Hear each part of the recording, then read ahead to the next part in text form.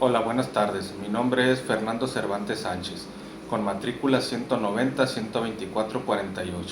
Soy estudiante de la Universidad Virtual del Estado de Guanajuato, inscrito en la licenciatura en Derecho, cursando actualmente la materia Derecho Internacional en su reto 5, ¿Qué reglas se rompen?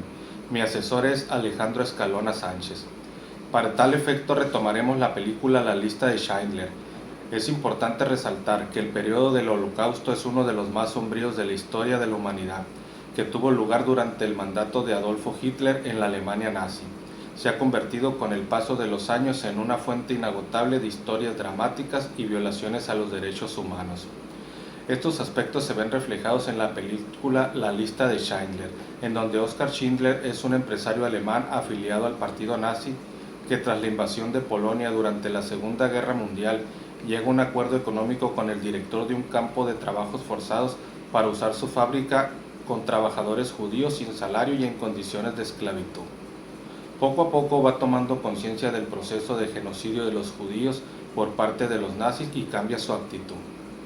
La persecución que sufrieron los judíos durante la Segunda Guerra Mundial era fruto de una ideología racista, en donde eran tratados como seres inferiores, desposeídos de la dignidad propia de todos los seres humanos, en donde no solo los judíos fueron víctimas de los campos de concentración o de exterminio, también fueron perseguidos otros colectivos como los gitanos, los homosexuales, los partidarios de opciones políticas de izquierda y los testigos de Jehová.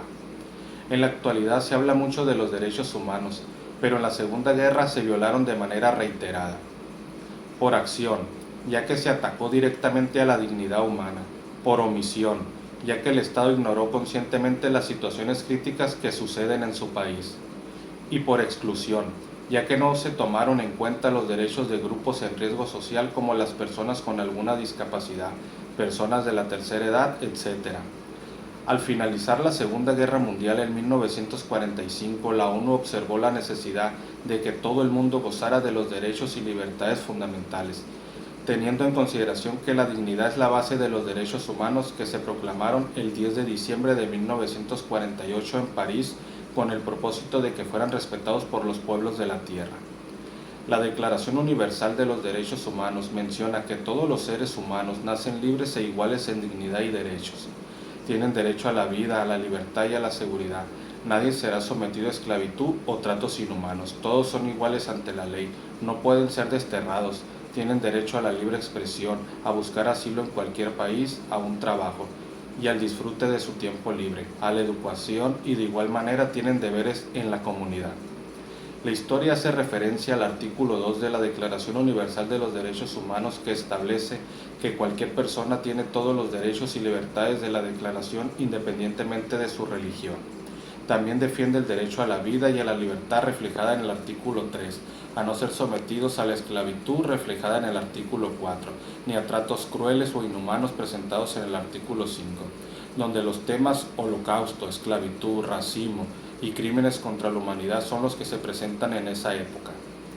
Como conclusión, recordar el pasado sirve para intentar evitar que sus excesos se repitan. En esto radica la creación de la Corte Penal Internacional, creado por el medio del Estatuto de Roma, adoptado el 17 de julio de 1998, entrando en vigor el 1 de julio del 2002, siendo el nacimiento de una jurisdicción independiente, la cual constituye un paso histórico hacia la universalización de los derechos humanos, con sede en La Haya, Holanda, y con competencias para juzgar a los individuos presuntamente responsables de haber cometido los crímenes más graves contra la humanidad, tales como genocidio, crímenes de lesa humanidad y crímenes de guerra. Al igual que la creación de la Corte Internacional de Justicia, la cual fue establecida en 1945 y comenzó a funcionar en 1946, siendo el principal órgano judicial de las Naciones Unidas con sede en Holanda, cuya principal tarea es dirimir disputas entre los estados que acudan a ella y entregar respuestas a consultas jurídicas de la Asamblea General o el Consejo de Seguridad de la ONU.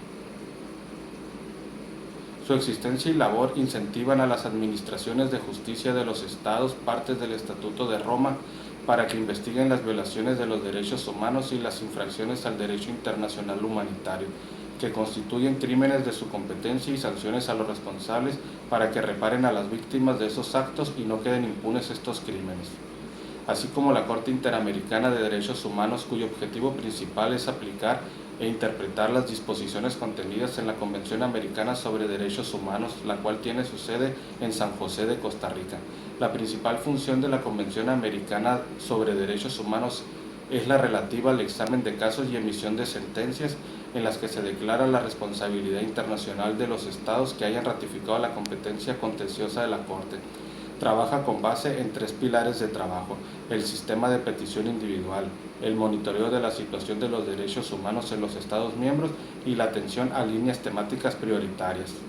Actualmente son 20 los países que han reconocido la competencia contenciosa de la Corte, en donde se incluye la participación de México. La importancia en la actualidad de la Comisión Interamericana de Derechos Humanos es que, además de observar, recomienda y sobre todo promueve la defensa y cumplimiento de los derechos humanos. La creación de estas 3 cortes es un recordatorio claro de los graves crímenes como los planteados en la película La lista de Schindler. Nunca más quedarán impunes, porque un pueblo que no conoce su historia está condenado a repetirla y refrendar que quien salva una vida salva al mundo entero.